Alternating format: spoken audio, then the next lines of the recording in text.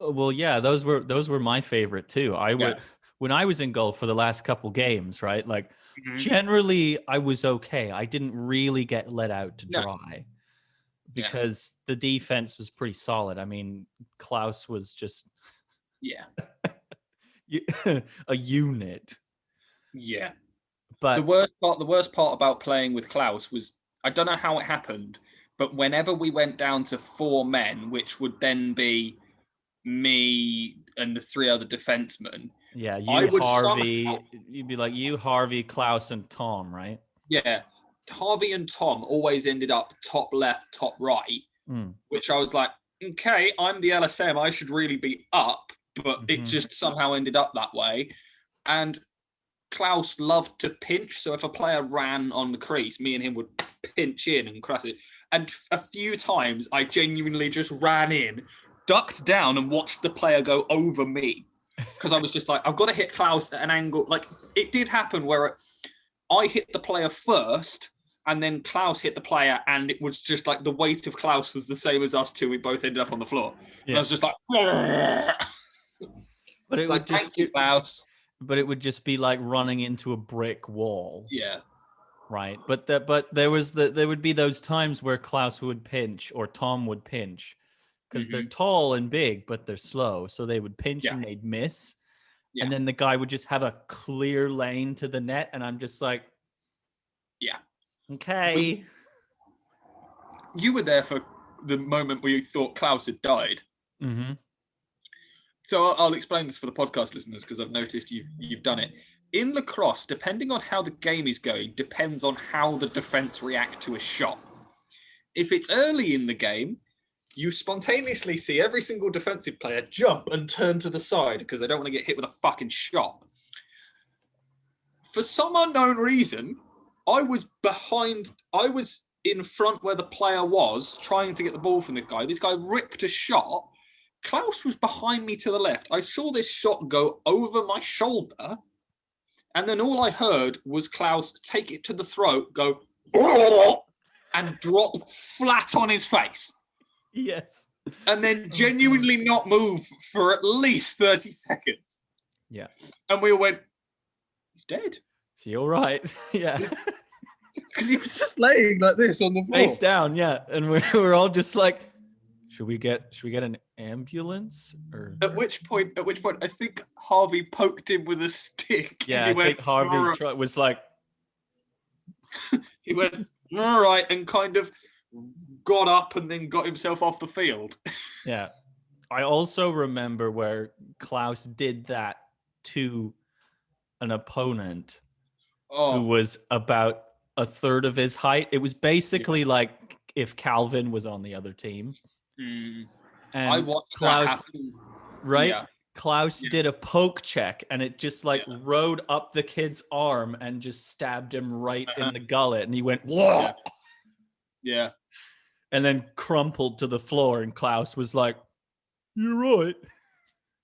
I used to love when I used to get fast breaks as an LSM and you went to Klaus's side because if you were on like Tom's side or if you were trying to go up the middle with Harvey, you'd be like, okay, I'm going to run round them or I know that they're going to, or I'm just going to be clear.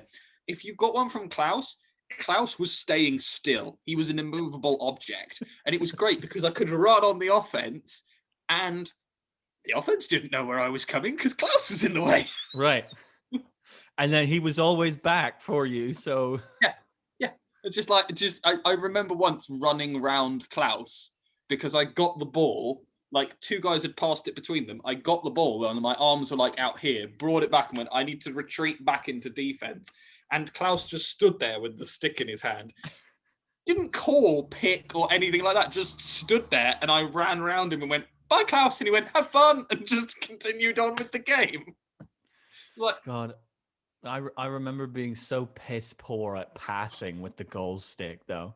Oh, for people that haven't ever done it, a lacrosse short stick is kind of quite easy once you've got the weight and the feel of it. Yeah. A deep hole, I would say, is awkward. Well, I tried yours. Yeah. That was it's awful. all right. It's okay. The weight's weird. There's a lot of movement to it. The goalie stick, whenever you pass with the goalie stick, you just have to hope and think that the guy that you're passing it to is all right. Yeah. Because it's vague. It's not coming out perfect every time. It's coming a bit left, a bit right. Well, I mean, I remember just like trying to pass to like Tom or Harvey on in the corner and just like yucking it basically about 25 feet in the air. Yeah. And just going, oh, well, that's going somewhere. Yep. I hope you catch. Can you still see it, Harvey? It's sunny. Sorry. Yeah. I don't know. It was one of the preseason things before we'd let freshers play, where John had this miraculous idea when we knew I was playing LSM, and he wanted whoever was in goal to practice throwing a deep pass to me so I could catch it and go.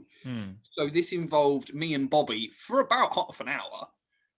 I would stand on the goal line and Bobby would go, and I would run and Bobby would try and feed me a pass. And Bobby was a very good goalie, and I'd say he got it within about 10 foot of me twice.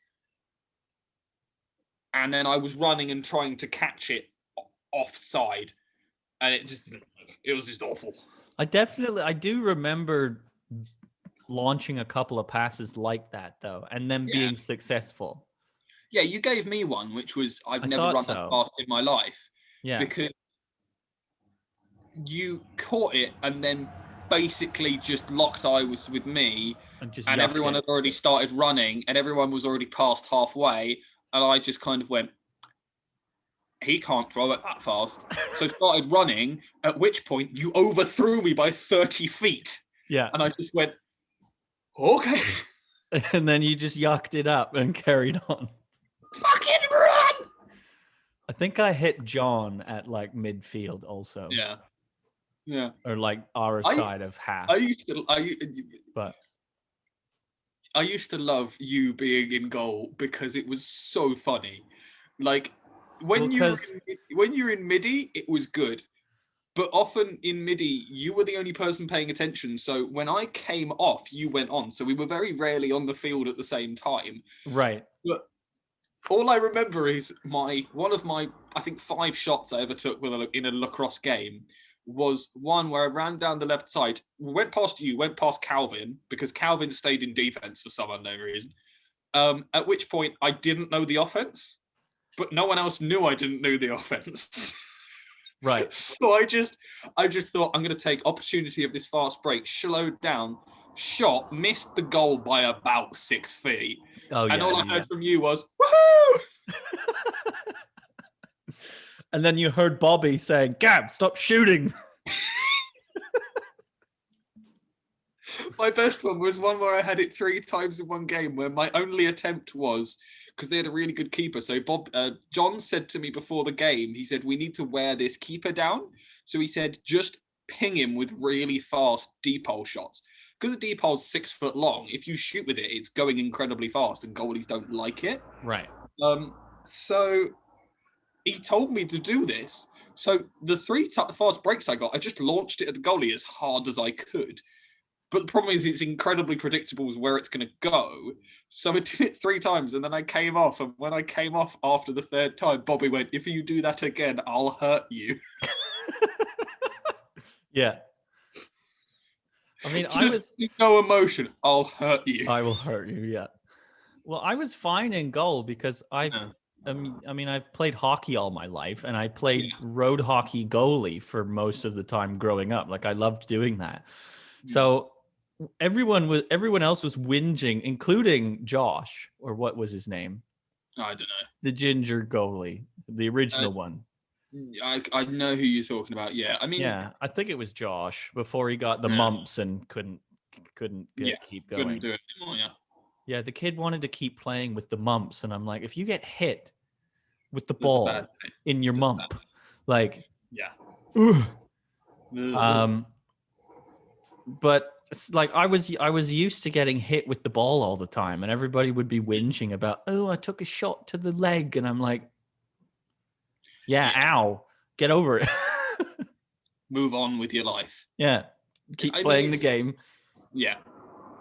It's like a lacrosse goalie is not a fun position to play.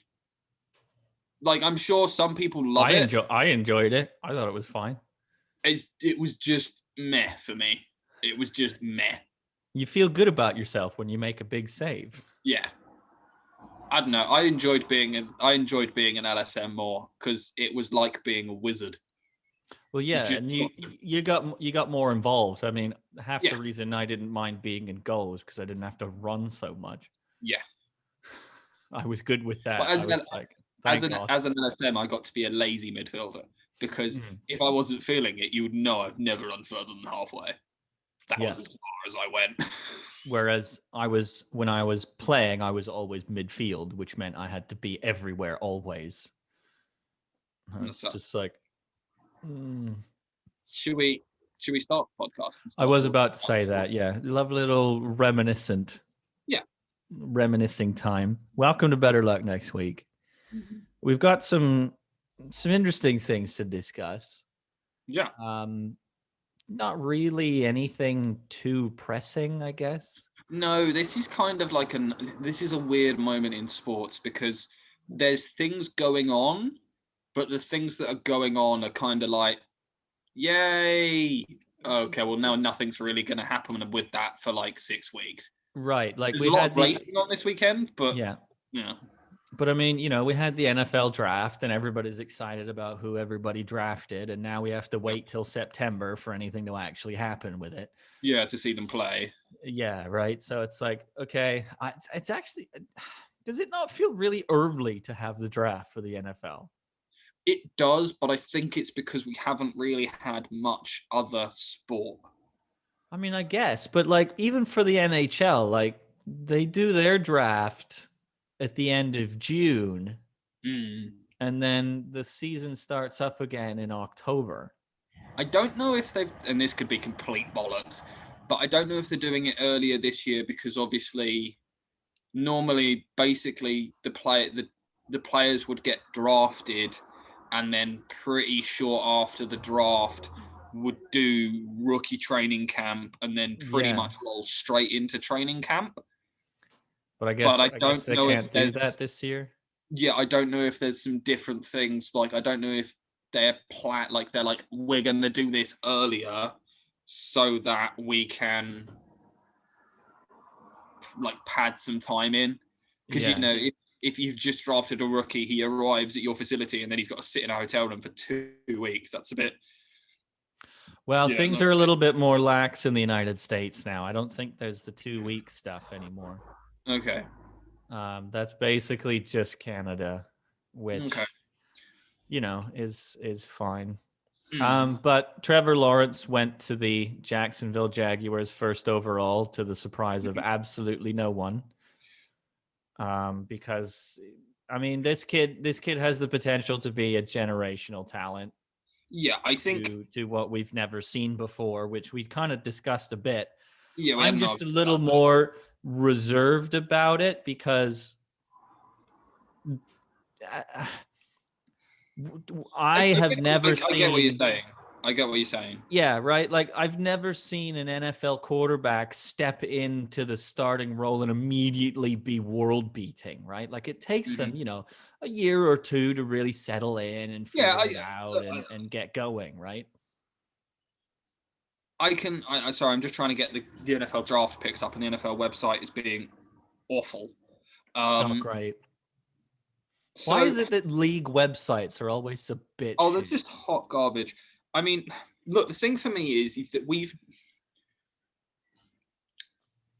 the guy has always won.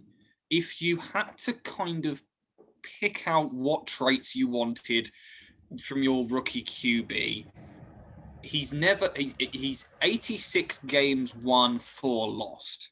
Yeah, that's since the beginning of his high school career. Yeah, he's 4 losses in his entire young football life. He's had 1 injury, and that has been to his non-throwing shoulder, which he's since had fixed, rehabbed, and it's all good to go. Right. from how he talks and all that kind of stuff, he is a very calm human being. He's already married too. He's already married. He just seems like a very chilled out dude. Like even at his pro day, for a lot of these guys, when you see them playing, you look at them and go, there's some stress behind this. You're having to think about it, all this kind of stuff. To Trevor Lawrence, when you watch him play a game, there's no stress going on. There's no frantic. There's no yelling at other teammates. He is just, okay, this is what you want me to do. Okay, you want me to launch the ball 85 yards, hit the receiver on the numbers, score a touchdown. Okay, coach, cool. I can do that. I'll go do that. And goes and does it. I think the comparable that I can see only out of anyone else in the NFL is Patrick Mahomes, where it doesn't matter what's thrown at him. Mm-hmm. There's very little stress, and it's just it looks easy, no matter what it is. It's an offhanded wrong foot throw across his body as he's falling. Mm-hmm. And he makes it look like it was a planned dance routine. Yeah, and I mean he's not labeled as a mobile quarterback, but when he needs to run, he can run. Kind of a bit like Patrick Mahomes. I would really like to see the two of them play a game against each other, just to see who. Oh yeah, that'll happen. Yeah. I mean, the thing for me, if we start talking about teams on this, Jacksonville have been very smart in this draft.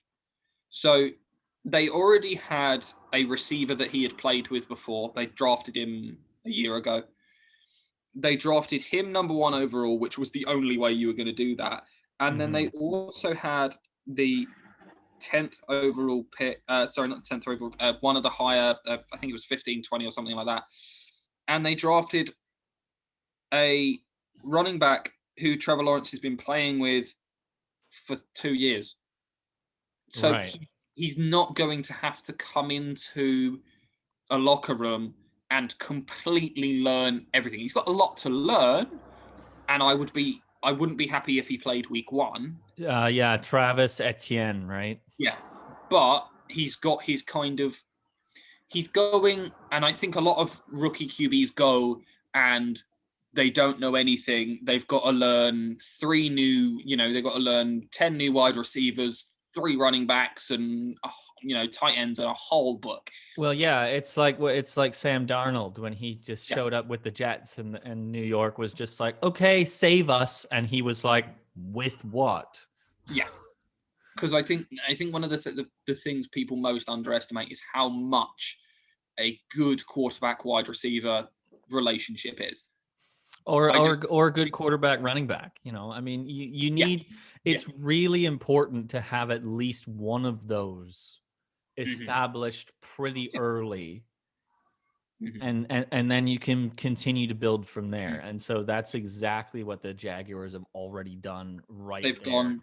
He's landed in Jacksonville. Yeah, and he's already got his safety blanket. Like he already knows. Okay, worst thing in the world. I know I can go to this guy. Right. I know I've got my running back right there. Yeah, I know what he's going to do. Yeah.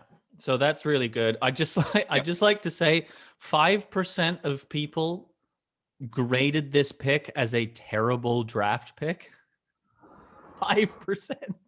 Only 78% of people who went to the NFL draft board website and graded this pick gave it an excellent draft pick, best prospect overall.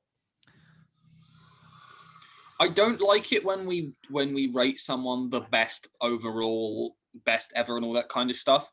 Well, in this draft, he is the best overall prospect. He's best overall prospect in this draft. Yeah, that's what that means. I think I agree with you that we need to see him play some NFL games. I think that if you had to, you're never going to know everything about a rookie QB, but I think that if you were a betting man and you had to put some money on it, Trevor Lawrence is going to be your best bet. Like, he's the closest that you can get to knowing someone's going to perform in the NFL.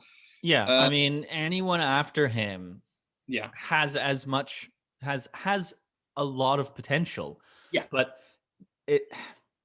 he's on another level based on how well he's performed. The one thing that does concern me, and I did bring this up with you as well, is he's lost.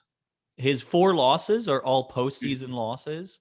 So he's very good in the regular season. He gets you to the playoffs, but then he hasn't been able to consistently finish either. Like, he doesn't actually have that many titles to his name. Yeah.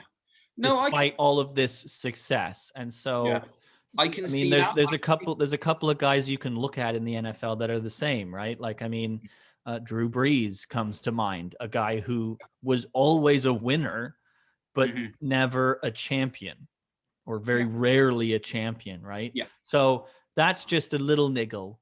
But I mean, if the Jacksonville Jaguars do this rebuild right, which it looks like they are starting to do that, it looks like the plan is there. Jacksonville could be a very successful team for a very long time. Yeah, I completely agree with that. If we're talking about teams that I'm worried about, so the New York Jets they've gone with Zach Wilson, QB. Right. Second, debatably the second best quarterback available, Trey Lance. Yeah. I mean, you could pick either one, honestly, and probably be just as satisfied. Yeah. The worry for me is that I hope the Jets have learned their lesson. God, I hope so. I mean, because they just ruined. Otherwise, you're just making the same mistake over again. Yeah, for the third time. The third time.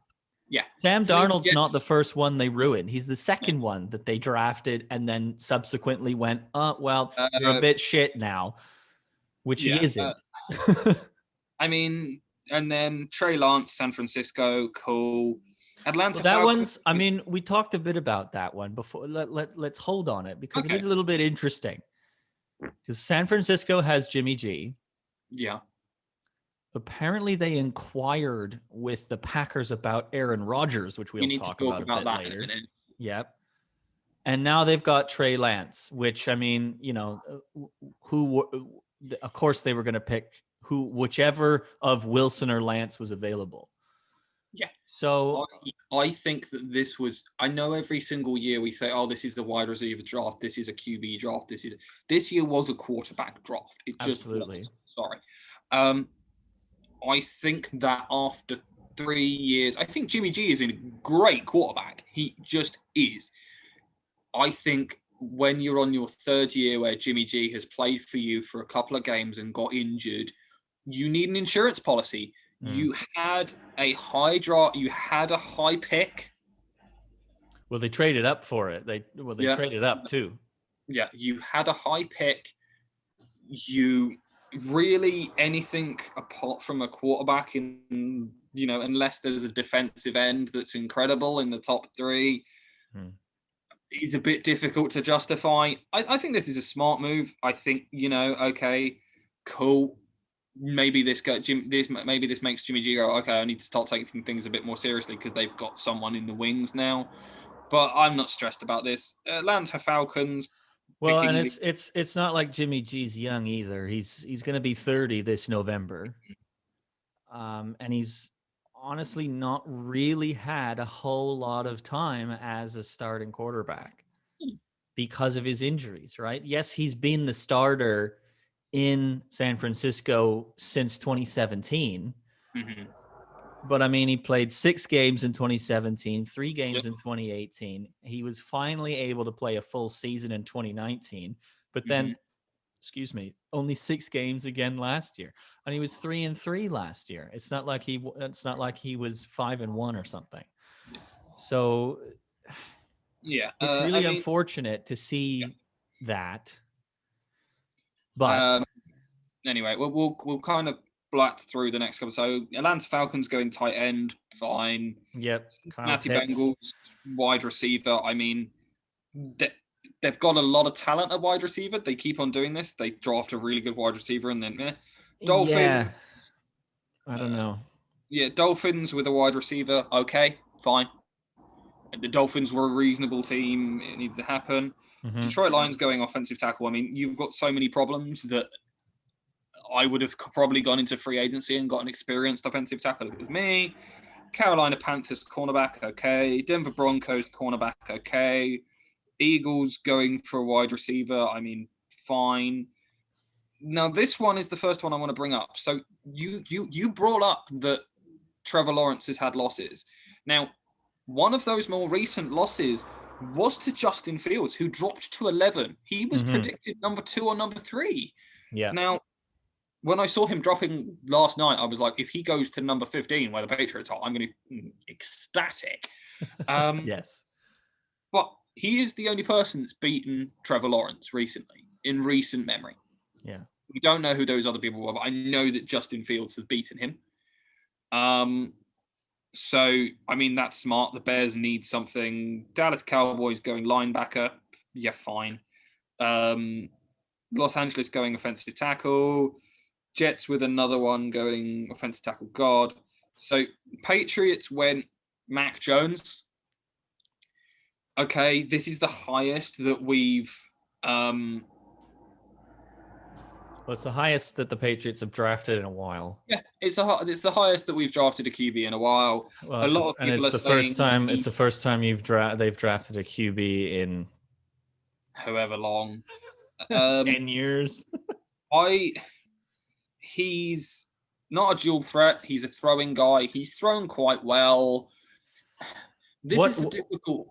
Well, what he does for me is that if he's a throwing guy, like you say, it means to me that he fits exactly the mold that Bill Belichick likes. Bill Belichick has never not had a throwing quarterback, and that's almost why I think Cam Newton kind of struggled a bit, because he was expected to throw when Cam Newton's a bit more of a dual guy. Yeah. You know, I know Cam Newton's taken abuse for it, like physical, you know, because he's been hurt a lot. Yeah. But, I mean, I don't know what the Patriots' plan is. If I'm honest, I can't. Normally in the past, I could see the Patriots' plan. I could kind of go, okay, I can understand where you're going with this, Bell. Well, I personally don't know why Bill Belichick is still there. I think he's got another season, and it's going another 8-8 season, maybe. Right. Well, this is the thing. The reign of terror is over. Yeah. It's been over for a couple years now since Tom left. Yeah. It's time to move on, get a fresh new perspective, and go for a full rebuild, in my opinion. I think the problem is that Bill Belichick, and I think this has always been his kind of superpower, was that Bill Belichick saw potential in players and value in players where other people did not. Especially if they were at a supermarket and he launched a cabbage or whatever. Head. You know, on a lot of teams, if you turned around and said your starting wide receivers are Julian Edelman, Danny Amendola, and Chris Hogan, you go, oh wow, you're going to have a rough year. But they did what they needed to do, and they were very good at it. And Rob Gronkowski was an incredible tight end, and you had it worked, and he was able to put people in place that worked. The problem is now that he used to rock up to the party having not spent much money on players, and then was able to, with these players that against, if you played them in a normal system and stuff like that, wouldn't do very well, but because they were doing system play and doing very specific things, played well above their means and teams couldn't figure it out, that he got very far.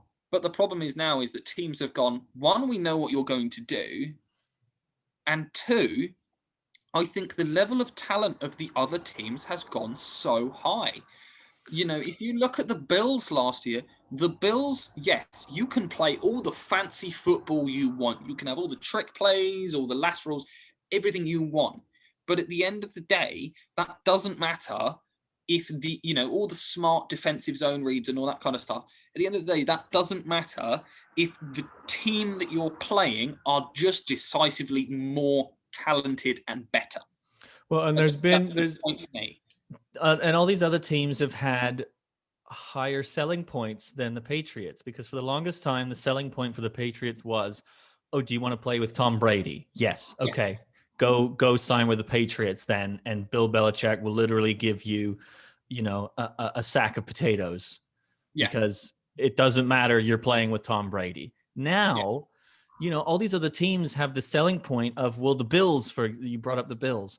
The Bills have the selling point of, oh, do you want to play with Josh Allen and a young developing team that's looking like they're going to be successful for several years to come?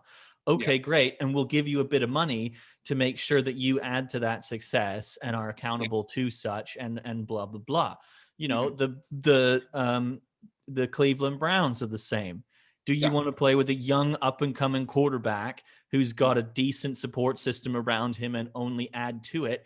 Oh, by the way, we also signed no, they didn't sign J.J. Watt, but you get what I'm saying. Yeah.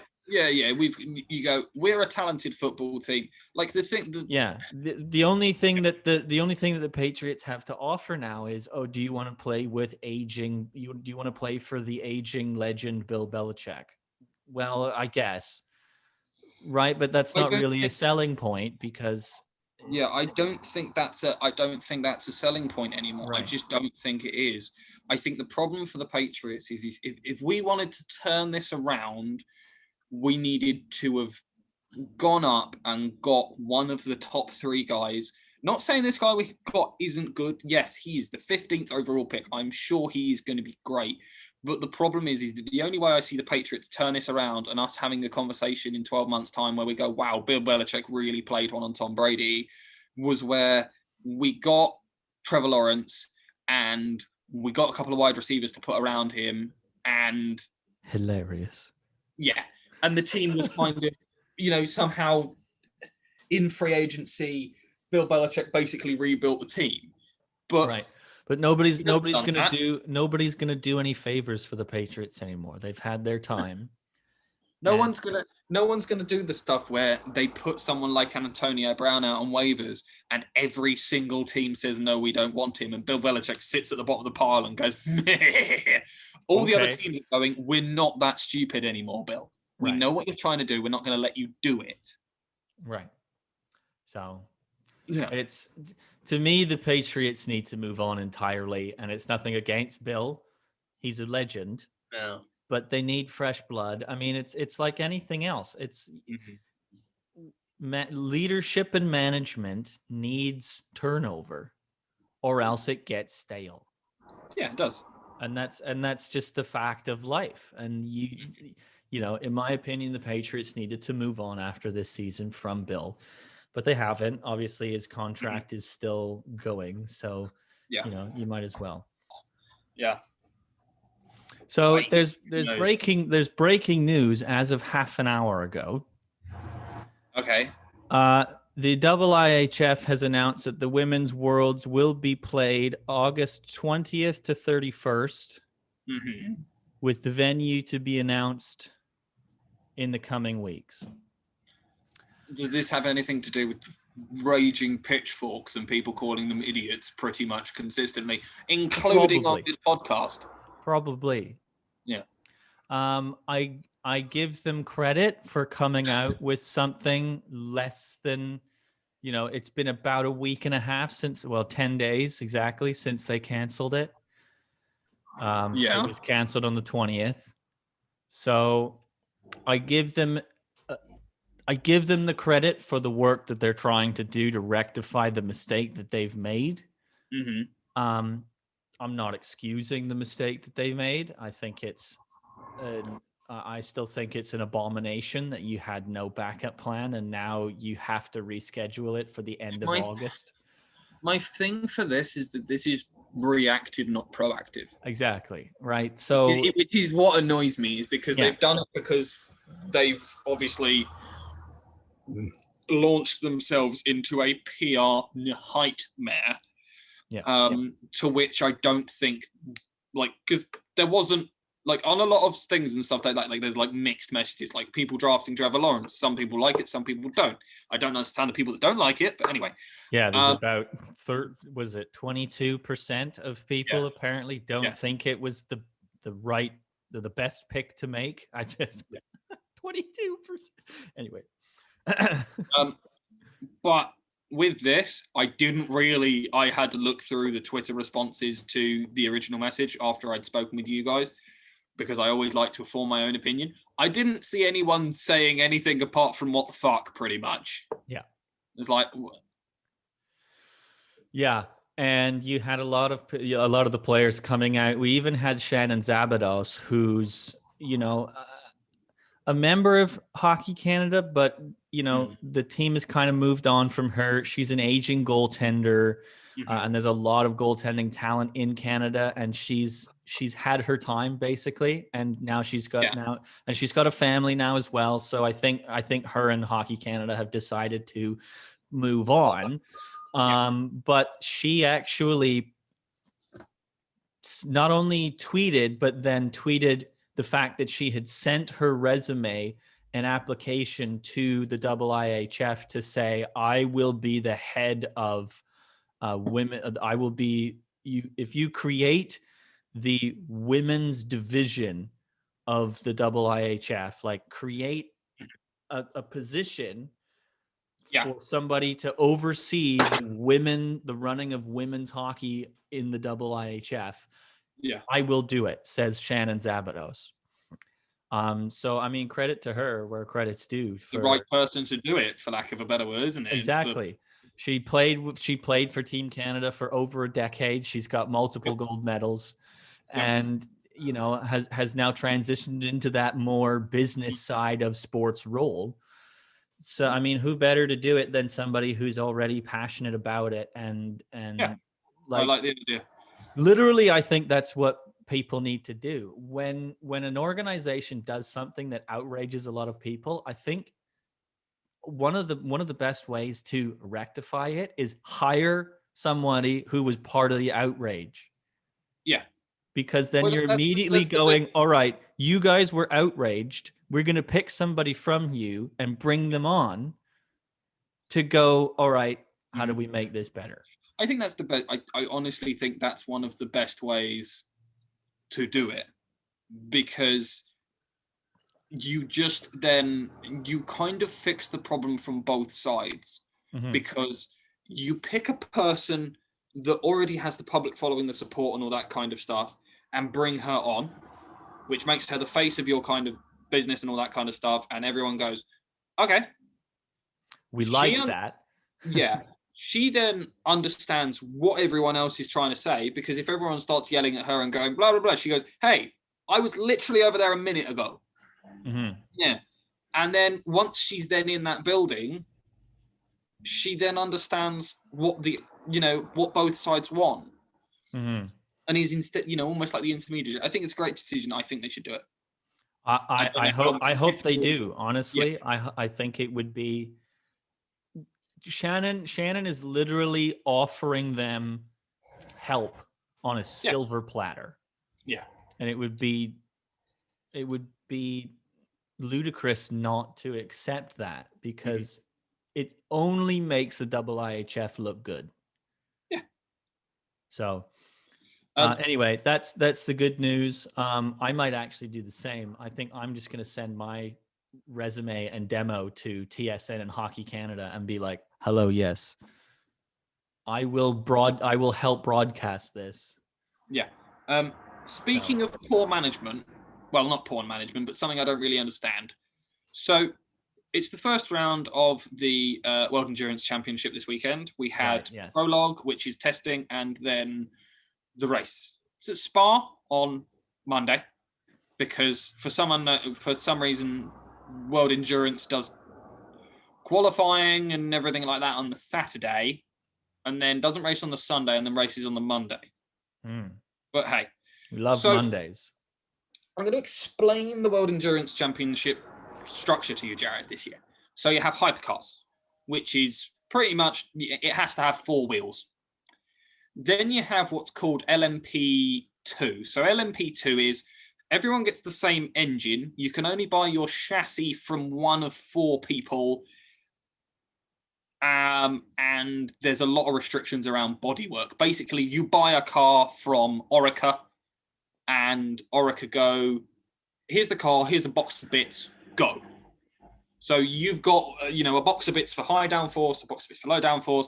The engine is the engine. It comes out the factory with the amount of horsepower it makes, and you can't change anything. Like, the car mechanically is how the car comes, and there's some restrictions on drivers that you have to have. Okay. You then, which doesn't matter as much, but I think that I like World Endurance Championship, and it's very interesting. You then have GT Pro, which is basically the fastest GT cars that you can go with. And then you have GT Am, which is the way it works is you have to have an amateur in your car. You can't have just pro drivers, you have to have an amateur. So the hypercar... So like you and I could drive in that. Well, so it's, without spending hours on the podcast, basically drivers are rated on a scoring system. Oh, okay. So me and you would both be what's 0. called... Huh? Oh, no, 0. we'd both be bronze drivers. Oh, okay. So a bronze driver is someone with only a certain amount of driving experience in racing. So Michael Fassbender is actually racing in this series as yeah, right. So he is a bronze. A silver would be someone that's won some races at this level and kind of has the same level of experience as a bronze, but has started to win quite a few things, and the silver. Or someone that is a professional driver but quite young. So that person would then also be a silver driver. You then have gold, which is a professional racing driver in GT racing. And then anyone that has raced in the highest category of racing, so Formula One, top spec, hypercar, or I think it's also top spec GT, you get then labeled, basically, if you win Le Mans or you race a Formula One car, you are labeled a platinum. So there's a balancing thing that goes on where if you have you have 3 drivers. If you have a platinum, you have to then have 2 bronze. If you have a gold, you can have anyway. So the hypercars turned up, and they were and it's only Toyota and Alpine have turned up with cars so far, because everyone else is still either testing, developing the car, and it's not ready. So you had Toyota turn up with a hypercar. It looks really cool. Really like it. Alpine turn up with an LMP, their race car, and then the LMP2s. How much ballast do you think the World Endurance Championship told Toyota that they had to have on board their car? Not enough, I'm assuming. 100 kilos. Oh, wow. The problem with then putting 100 kilos in the car was that it made them... So the hypercars are meant to be the fastest ones. They're meant to be winning the races. They're meant to be leading, fighting between themselves. It's separate categories. The problem is that because they're so heavy now, they were actually slower than the LMP2 cars. Okay. Which is meant to be the second category. The slower category. Yeah. Right. So this happened, and Toyota and everyone kind of went, that's not right. To which the World Endurance Championship went, we're sticking to our guns. This is what we're going with. Okay. So I don't know about you, Jared, but to me, it kind of seems that the fastest cars on the circuit should be the fastest cars on the circuit. Well, yeah, it would be like F1 cars being slower than F2 cars. Yeah, but yeah, that's one I don't really understand. I thought I'd bring it up because it was a bit confusing, where they've gone 100 kilos of ballast. Where's that come from? Reasons. Like, Toyota turned up at the race, hadn't turned a wheel in anger yet, and got presented with 100 kilos of ballast that they had to put in their car. That doesn't make any sense. Yeah. But it should be good. Should we discuss the Grand Prix coming up now? Yes, we should, because I've just watched FP1. It was quite funny. Well, and hopefully that will make more sense than handing off 100 Yeah. kilos of ballast. Yeah. Here's 100 kilos. What are we meant to do with it? Put it in the car. Why? Reasons. We're slower than the people in the category behind us. Well, deal with it. Well, and I mean, what's interesting in general about this Formula One schedule this time around is that they're it seems like they're being a bit more grounded. Like they're moving through Europe right now, right? We were in Italy. I mean, we started in Bahrain, and then we moved to Italy, and now we're in Portugal, and then we're going to be in Spain, and then Monaco, and then we go back to Azerbaijan, but then we go to Turkey because that was announced this week. Actually, the Canadian Grand Prix is being replaced by Turkey. Yeah. I guess because of the COVID situations in Canada, they just didn't feel like it was a good time. Because I mean, the Canadian Grand Prix is usually about mid-June, and Canada is, I mean, right now in Ontario, we're sitting in the mid-40s range of vaccinating people. Unless you're in a hot spot, which I am not. So I'm still ineligible for a vaccine. They claim that it's going to be by May 24th. I don't really believe that we're going to go that quickly based on how things have gone. Despite the fact that we should be going that quickly, we're not. Anyways, that's too much COVID political talk. Regardless, the Canadian Grand Prix has been postponed till next year. It's been replaced by Turkey. Canada will be back on the schedule next year, as far as Formula One has said, and through till 2024, I believe. They have a contract with Canada. Anyways, we're in Portugal this weekend. At Portimao, which was last year, it was resurfaced, and we really enjoyed that. Portimao. Is that also called Algarve or Algarve? Yeah, Portimao Algarve. Okay. So last year when we went here, shows you how much I know about the tracks. Yeah, last year when we came here, the circuit had just been resurfaced, and no one else had raced on it, so it was really slippy, right? Yeah. The problem is that no one's really raced on it much since. Yeah, so it's going to be all squeaky and slippy again. And it's really windy to a point where Lewis Hamilton, halfway through FP1, went on the radio and went, "We need to come in and make some serious changes to the car." Max Verstappen said that he was, I don't know if he did something to the flat spot of the tires or something, but basically at one point said, "I'm vibrating so much I can't see." To which point the team went, "Well, come in then if you can't see, if it's a safety issue." To which Max turned around and went, "I'll be fine. I'll just need to see the dentist after the weekend." Don't like that. No, it's not great. But yeah, I mean, with the best one in the world, FP1 and FP2 are... It's so difficult to read what anyone's actually doing. Well, and Mercedes has not done the thing they normally do where they hold Hamilton back until qualifying because Hamilton is ahead of everyone. He's taken a clean sweep of Friday practice sessions as of the finishing of P2. I'd be like less than an hour ago or 4 hours ago or whatever. Yeah. But Hamilton is ahead. Verstappen is about one 100th of a second behind. Yeah, I think this Bottas is third. That Carlos Sainz is in fourth. Yeah, I don't know what they were fully doing.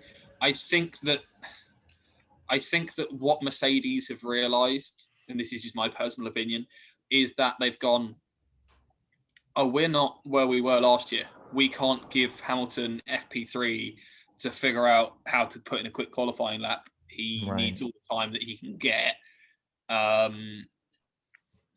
I think this track is still kind of evolving and figuring itself out. The wind is weird.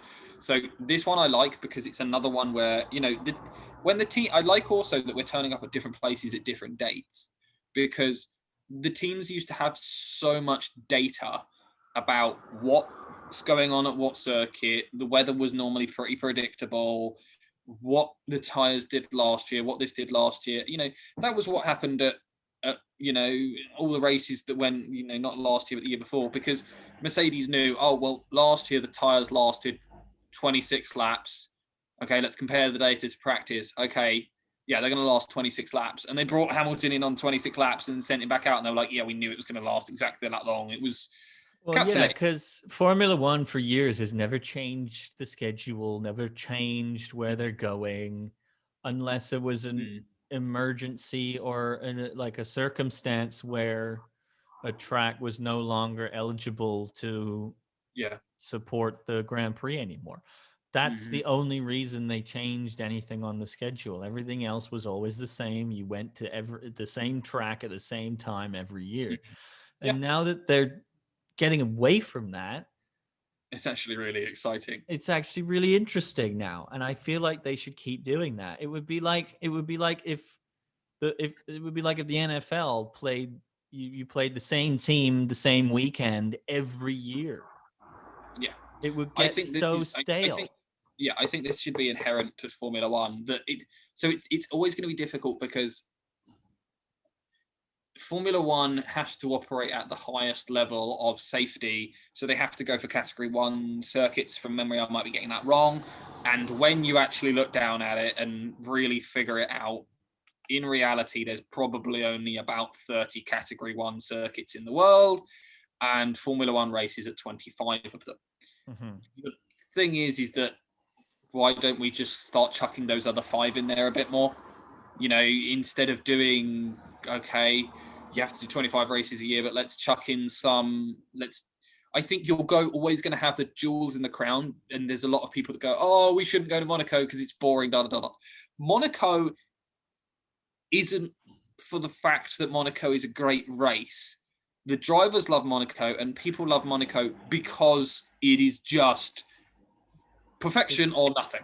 It's Monaco. Perfection or wall. It's Monaco also. Monaco. Like that's all you need to say. Yeah. That's all you need to say. It's Monaco, right? I mean, the same. It's Nuremberg. Yeah. Right. Yeah. That's what it is. I would love to see other tracks or other circuits upgraded. Yeah. Because I like that they come to Canada every year. I hope they continue to come to Canada every year. Why does it always have to be Montreal? Yeah. Can we? I mean, I think it wasn't always Montreal. I want to say Edmonton or Toronto has hosted a Grand Prix before, but now it's just always been Montreal. Why can't we do it in other major cities? Right? There's multiple tracks in the States that you can go to that they've done before. It's not always been the same track in the States every year. I'd love to see Le Mans. That would be a dream for me to see Le Mans. I'd love to see Bathurst Island because that circuit is nuts. At one point, Jared, there is a corner in Bathurst Island that goes downhill to the left 4 stories. Wow. People can't walk down it.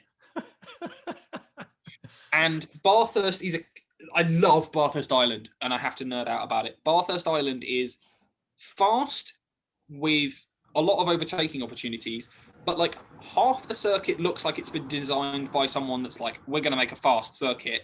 And then the other part of it is walled sections that are very, very fast, either uphill blind or downhill so fast that if you get it wrong, you're hitting a wall. That's the 2 options in Bathurst. You either really, really fast and maximum commitment or hit a wall. That's your 2 options. Well, and that would be brilliant for Formula One. I know that Bathurst are testing single-seater Formula 2 cars, and hopefully that starts to open it up so the Formula 1 guys go, ooh. That would be nice. Yeah. I don't know if they would be able to get round. Right. But worth finding. Because the Formula 1 are down 5 stories like that. that would be amazing to watch. Yeah.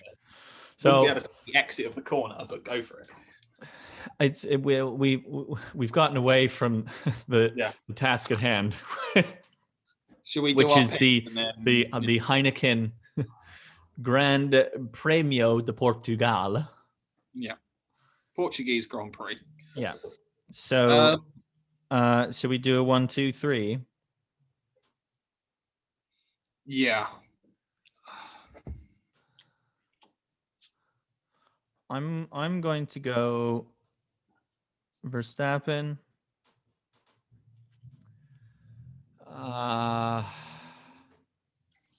Ricardo's been okay. The thing for me with Ricardo is that he's still getting used to the car.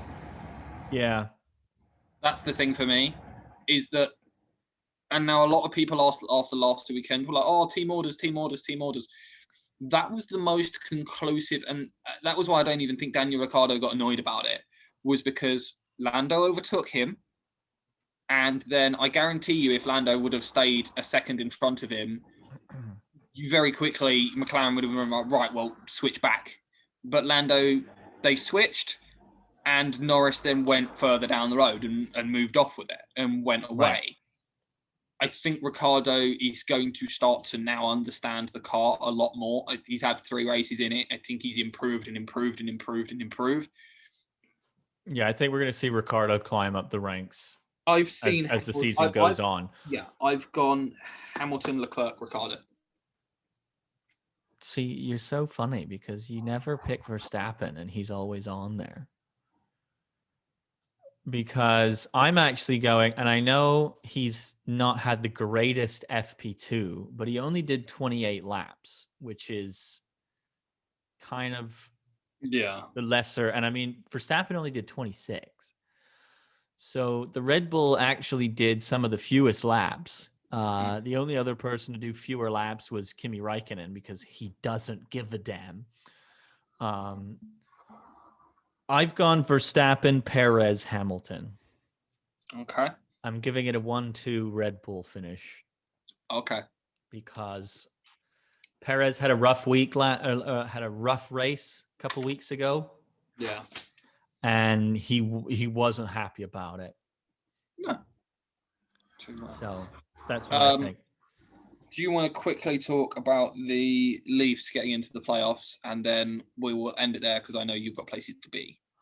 Yes, I have to be off in about 40 minutes. But the Leafs clinched a playoff spot in last night's win. That was last night's win over the Vancouver Canucks. And it was a neat goal as well. It was a pretty easy win for the Leafs. They were on the second half of a back-to-back, and that pretty goal was actually in Wednesday night's game.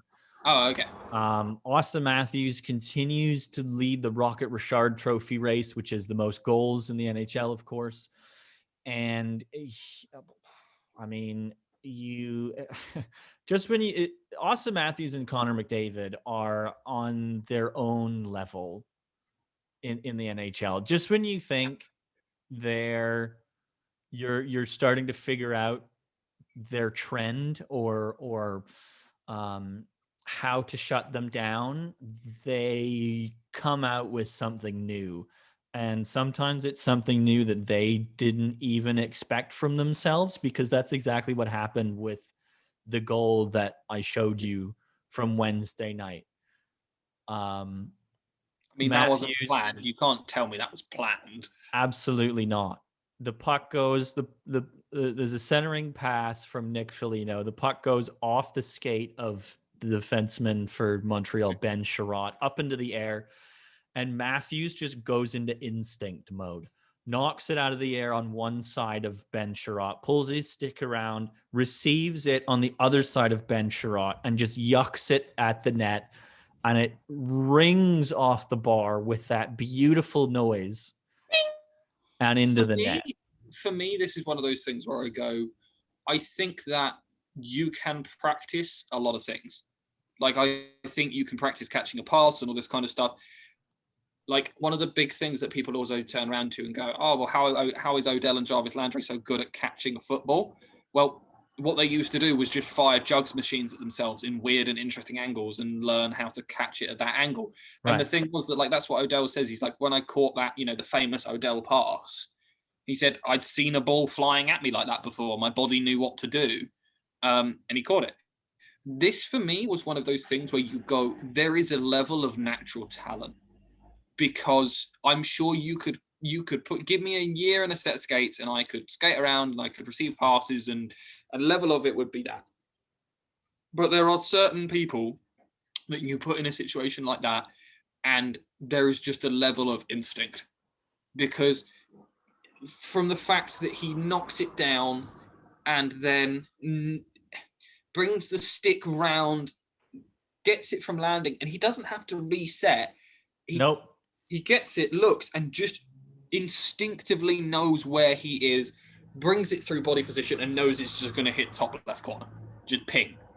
And to shoot like that quickly, in that time frame, there is only a certain few people that can do that. I'm sorry.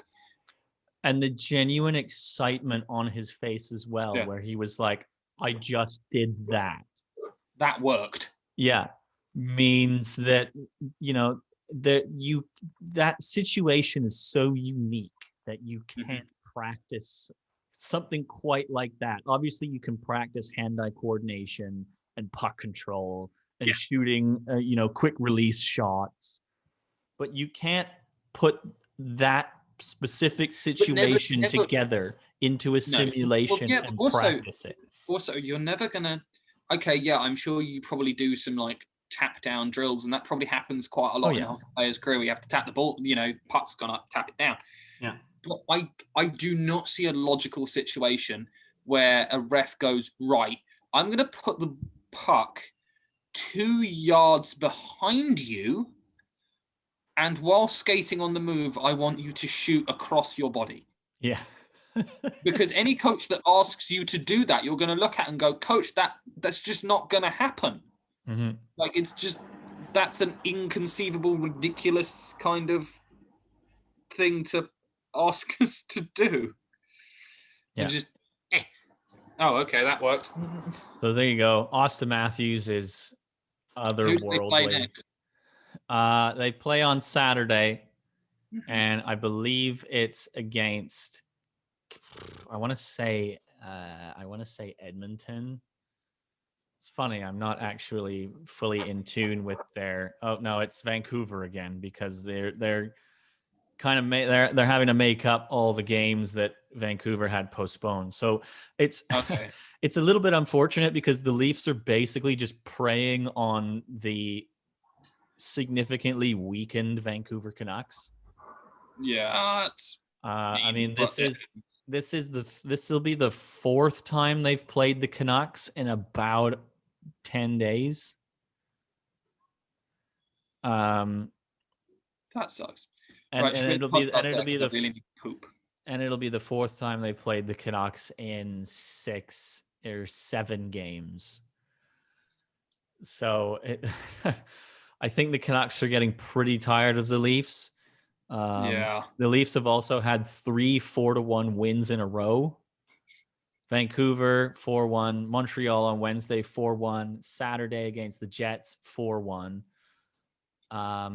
Joe Thornton hit 1,100 assists. 41-year-old Joe Thornton hit 1,100 assists. Jason Spezza is like 7th all time in points now, or something like that. Or assists. I don't necessarily remember it. People are breaking records. It was Mitch Marner's 100th career goal last night where he got one. I mean, records are just being broken all over the place now for this team, and they're still not even fully healthy. So it'll be very interesting to see who they end up going with. When will Frederick Anderson come back? I think he's trying to come back as early as next week. Okay. So they have 3 games against Montreal. We'll see. Right, I think Belle's either got really bad news or really good news, because she sounds like she's exploded. So I'm going to go check on that. I can hear that a bit. Yeah. Right. Well, we wish better luck next week to all the losers. Uh-huh.